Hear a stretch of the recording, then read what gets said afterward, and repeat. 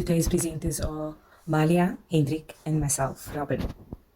And we will be presenting ADHD. So the topics we are going to cover for this ADHD and subtopics, we'll be focusing on what is intelligence, multiple intelligence, emotional intelligence, and then the different learning styles.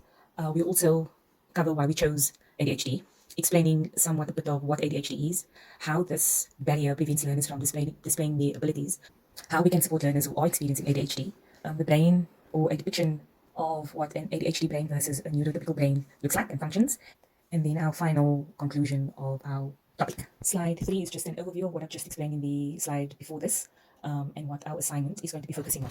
So when we talk about intelligence, this refers to a person's ability to learn and to think clearly, to solve problems, and also intelligence is how you adapt to new situations. And these are very vital skills for success in school and life. Now when we discuss ADHD in students, it's essential for a teacher to consider how it can affect a student's thinking abilities, for example, like problem-solving skills and academic performance.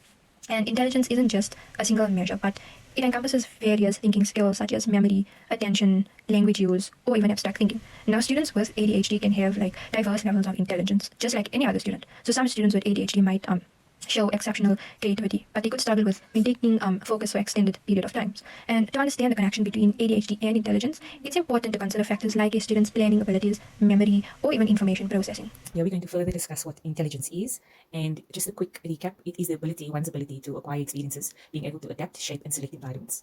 In terms of biology of the brain, the functioning of this takes place in the prefrontal cortex, associating with the brain size in humans. So how we measure this intelligence is through traditional standardized testing that ranges across the lifespan and ages. Furthermore, intelligence, or Charles Spearman quantifies intelligence as terms of general ability that exists in intellectual tasks and targeted abilities. So this is looking towards specific aims and objections, or something that you're testing for. You want to test one's ability. So if it's addition, you want to see whether the child can add. That's the intelligence that you'll be testing. Researchers agree that intelligence is the involvement of learning and adaptation to changing environments. Subsequently, many intellectual abilities tend to positively correlate to how wide-ranging these abilities are. Today, intelligence is also studied by cognitive psychologists, cultural psychologists, and neuroscientists. So for me, for instance, Robin, I am ADHD. I was diagnosed at, I think I was 6 years old, and there was a whole host of tests that I needed to go through. So firstly, it was picked up by the educator, but also by my mother. From there were forms that they needed to fill out, but within her private capacity, she had taken me to an educational psychologist. And from there, testing was done. It wasn't in the same form as your assessment testing or final or mid-year examination. It was more focusing on certain aspects of the brain. So me not being a doctor of any sorts, I do remember that there were a few shapes that I needed to do. There were tasks that were time-based.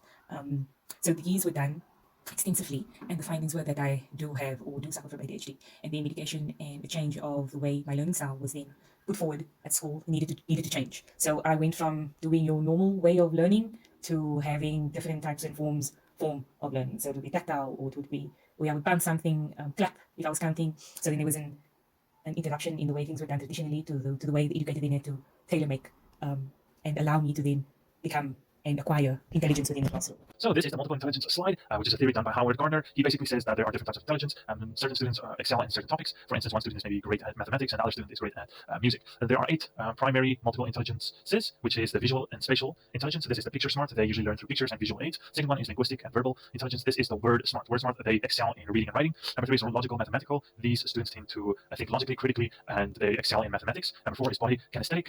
They are body smart. They are hands-on activities, or they excel in hands-on activities. Then you have number 5 is the musical intelligence. The musical intelligence basically is students who love music, they excel in music, they understand music. Then we have the interpersonal. These people are people smart. They understand people, understand social cues, and they are very good communicators. And then we have the intrapersonal intelligence. They have interest in students in intrapersonal intelligence. They benefit from reflective exercises, journaling, and independent study. So it's kind of like self-smart. And the last one is the natural intelligence. The natural intelligence is basically the excelling in nature, understanding nature, for instance, the ecosystem, plants, and animals as well. So this is the emotional intelligence slide, where we will be discussing what is emotional intelligence, as well as the characteristics of an emotionally intelligent teacher. So emotional intelligence has everything to do with being able to control your emotions, as well as the emotions of other people around you. It is being aware of your emotions, controlling them, understanding how it works, how other people will feel, and also we will always use emotional intelligence in any social interaction we come across, whether it's your peers, your boss, or your family members and friends. We always have to focus on handling stress and making good decisions, which will affect not only you, but the people around you as well. This is basically what emotional intelligence intelligence is understanding your emotions. And then the characteristics of an emotionally intelligent teacher, I have dotted it down through 5 main topics. The 5 main topics is self-awareness, self-regulation, motivation, empathy, and social skills. I think these are the top 5 main things that a teacher should focus on when they are emotionally intelligent. So for instance, self-awareness has to do with emotionally intelligent teachers know their own feelings and how they affect their teaching styles. They can use this awareness to stay calm and respond better to students' needs, creating a positive and clear classroom environment. And then we have self-regulation. Self-regulation is they can control their own emotions even in a stressful situation. This helps them handle challenges in the classroom calmly and sets a good example for students. Motivation. Emotional intelligence teachers are motivated to help students learn and succeed. They encourage students to do their best and stay positive, making learning more enjoyable. And then we have empathy. Teachers will understand how students feel and are kind and supportive. This helps build a trust and a stronger teacher-student relationship. And then the last one is social skills. These teachers are great at working with others, including students and colleagues, and they listen well, communicate effectively, and create a welcoming and cooperative classroom. This slide we will be focusing on the various learning styles. So as you and I each have a different way of learning, whether it be reading, acquiring through reading, listening to something, watching something, being able to manipulate content and then write about it, those are all different styles of learning. So learning styles are how students acquire and understand things. Different individuals learn in different ways. When we understand how someone likes to engage in learning, we as teachers can help them learn more efficiently and effectively, making lessons more enjoyable and making the progress to learning more accessible. So for the first one, we'll talk about visual learners. These learners or people learn best by seeing things like pictures or diagrams. They like when information is shown to them, like in videos or on slides. Visual learners, obviously, or it speaks more to using your eyes visually. Then we have auditory learners. Auditory learners like to learn best by listening. They remember things they hear, so they like to listen to the educators or discussion. Then you get the kinesthetic learner. These learners like doing things. They learn best when they can touch, move, or interact with objects. They enjoy hands-on activities. Now, as an ADHD, someone who has ADHD, I think this learning style is more applicable because the learner or the person can touch and move and interact with the object, therefore writing on real-life hands-on experiences. Then you get the reading, writing learners. They do well when they read and they write. They prefer written material, taking notes to understand, remember information. These students or people prefer, I know a learner who prefers, she likes to write from the textbook or write from excerpts and make up her notes about or understanding, and she does not prefer listening or manipulating objects. She prefers writing, taking it in and assimilating. So those are learners who prefer reading and writing. So now we're on the slide of the multiple intelligence and learning styles and how we can present this in the classroom space. The teacher will be responsible for all of these changes. The teacher can influence how it can be incorporated in the classroom. So for instance, the teacher would be able to firstly add art and music to the classroom. This means that the teacher would be able to add music or audios or videos that would directly help any learner that loves to learn through music. This is the music intelligence, as well as the audio learners as well. Teachers would be able to include artistic and creative lesson plans and activities. This would stimulate the learners who learn through visual aspects, as well as learners who excel in the visual intelligence department. So our second one should then be different types of assignments and assessments. Again, this is easily explained by the teacher changing the assignment, either keeping it like the normal assignments. So for instance, this is the written assignments, the normal written assignments. This would be suitable for linguistic learners, as well as the reading and writing learning styles. While artistic assignments using creativity would accommodate visual intelligence and kinetic learners as well.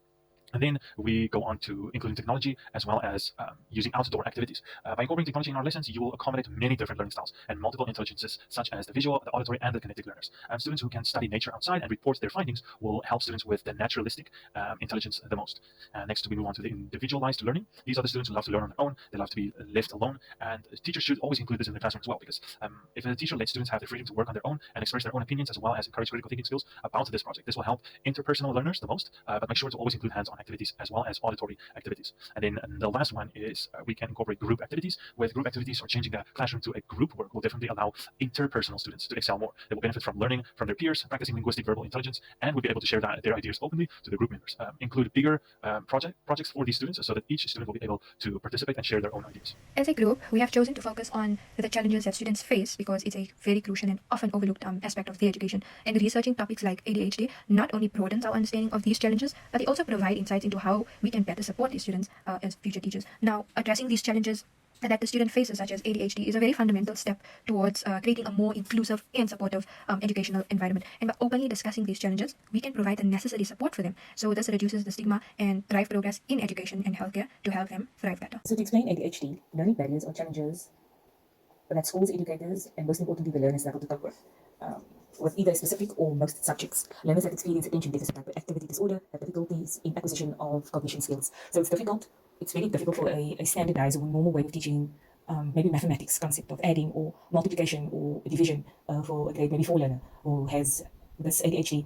If it is not something or maybe something that is exciting, that pops, that invites the learner to be inquisitive and ask questions and have a concrete way of dealing with the problem at hand, then you are going to lose that child's attention, because merely for the fact that that learning style might not be something that where they can read abstract, they need maybe concrete or semi-concrete apparatus in order to make that lesson successful. So skills such as attentive listening, reasoning, and verbal skills, subjects and content such as reading, writing, and mathematics are rather challenging areas. Learning impairment and ADHD often coexist and heightens the barriers created by each other.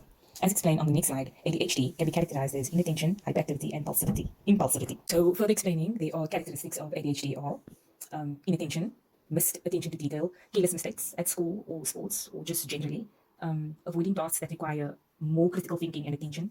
They often daydream. There's a disorganized decision making, misplaced utensils needed for homework, or just their stationery. They're often losing things or forgetting where they place their things. They are easily distracted by overstimulation of senses. They tend to forget daily activities, going messages, giving messages, and completing tasks or chores. Then there is the hyperactivity and impulsivity.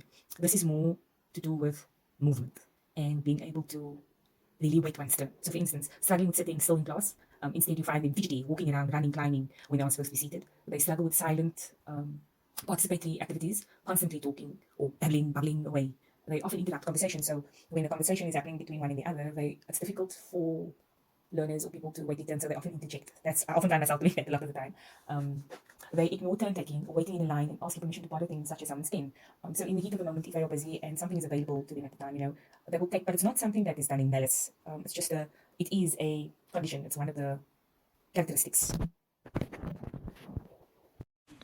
We need to bear in mind that the challenges associated with ADHD can affect a student's self-esteem. Like, for example, it can make them doubt their abilities, and it can also diminish their self-confidence. And these feelings of self-doubt can also further hinder their academic performances, and also it may result in incomplete homework assignments or lower grades, or it can also lead to feeling frustrated. Now, these difficulties can make it very challenging for them to complete their homework, and it also limits their opportunities to showcase their skills. Now, given the hurdles students with ADHD face, it's very important as a teacher to find ways to support them in reaching their full potential in school, and we can provide tailored assistance and accommodations. This can help students perform at their best and build their self-esteem. Continuing how ADHD prevents learners from displaying their abilities. So, according to Landberg in 2018, he suggests that students with ADHD may face difficulties in completing their homework, and this is even if they are taking medication. Now, ADHD can impact a student's ability to focus, to stay organized.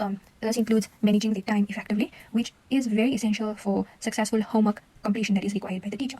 And it's highlighted in the slide that students with ADHD often struggle with social responsibilities. Now, these students may have difficulty in understanding social cues or leading, and this basically leads to social anxiety, and it also can avoid group settings. And as a result, as I've explained previously, it can lead to a lack of self-confidence, and experiences are limited. It's also pointed out that learners with ADHD have a difficulty in handling their emotions.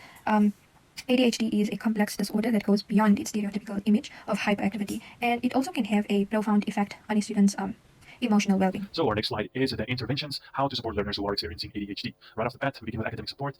Students who are experiencing ADHD would always benefit from an extended time period, especially on tests.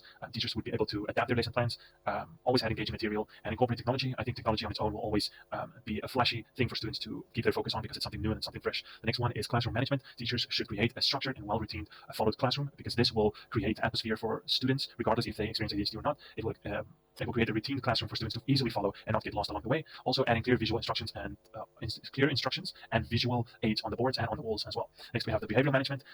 You as a teacher can reward students. These are students who are experiencing ADHD with a rewarding system, meaning that if they have done something right, encourage positive reinforcement, give them their reward. Also encourage self-management and self-management skills and managing their own urges and impulses as well. This might take a little bit more time, but this is something that you can explain to the students.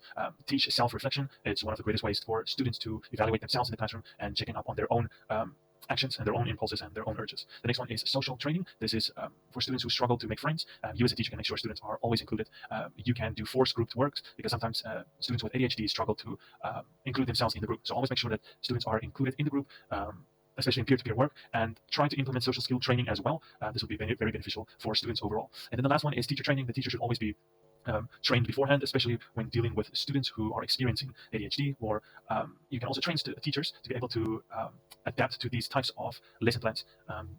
Adaptive training train teachers to be able to be more inclusive towards students who are experiencing ADHD. So this is our last slide, the slide of the ADHD brain versus the neurotypical brain. There's a lot of differences, but I'm only going to focus on a few. Starting off with the ADHD brain, the prefrontal cortex, responsible for decision making, matures a bit later than the neurotypical brain that matures on a typical schedule. The cerebellum, hippocampus, and the amygdala are typically the same size as a neurotypical brain, but the functionality of these areas can vary. The connections or communication pathways with the pattern of connectivity and how different brain regions interact and can influence attention, focus, and impulse control will be more different than the neurotypical brain. Individuals who are experiencing ADHD often face difficulties in maintaining sustained attention, following through on tasks, and regulating impulsive behaviors, where neurotypical individuals typically exhibit standard cognitive abilities, behavior, and motivation. They can maintain attention, make informed decisions, and control impulses effectively in various situations.